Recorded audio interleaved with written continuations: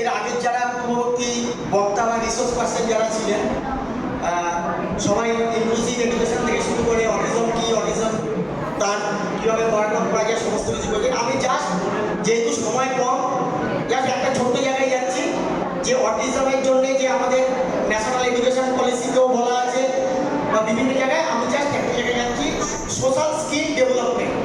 Autism আক্রান্ত স্টুডেন্টদের social skill ডেভেলপমেন্টটা কীভাবে করা যায়, আমি সেটা একটুখানির মধ্যে খুব একটা বেশি সময় নেব না, সময় সংকীর্ণ, আমি চেষ্টা করছি।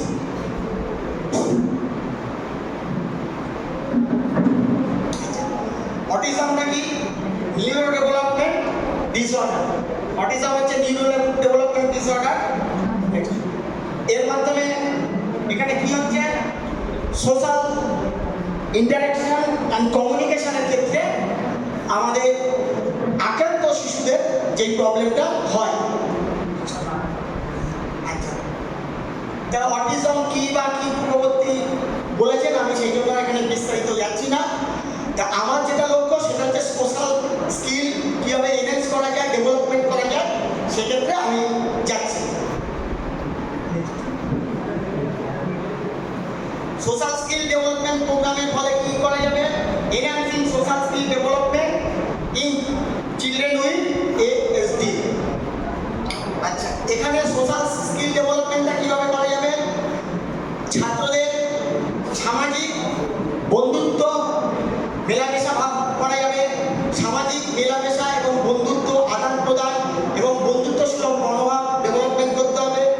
ছাত্রদের সঙ্গে কথোপকথন স্কিল, ছাত্রদের কথোপকথন স্কিল ডেভেলপমেন্ট করতে হবে এবং সামাজিক পরিস্থিতির মধ্যে, সামাজিক পরিস্থিতিতে যারা তারা মানিয়ে চলতে পারে সেই বিষয়ে সেই আক্রান্ত শিশুদের আমাদের প্রোগ্রামটা করতে হবে।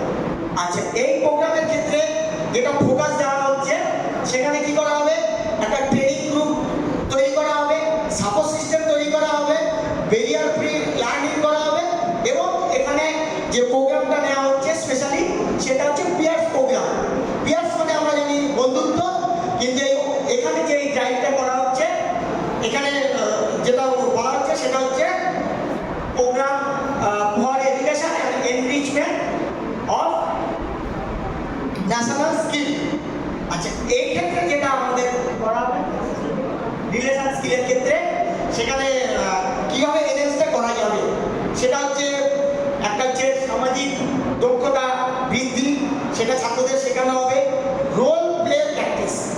রোল প্লে তার মানে কি, তাদের যে সমস্যা বা তাদের যে আচার আচরণগুলোকে আমরা কী করবো, রোল প্লের মাধ্যমে, ড্রামাটাইজেশনের মাধ্যমে বা লাইভ প্রোগ্রামের মাধ্যমে, যেটা রোল অ্যাক্টিং প্রোগ্রাম হয় সেখানে করানো যাবে। এবং কী করতে হবে, বন্ধুত্ব সুলভ আচার আচরণটা এবং তার সবার মধ্যে রিলেশনটা যাতে সুদৃঢ় হয় সেখানে করতে হবে।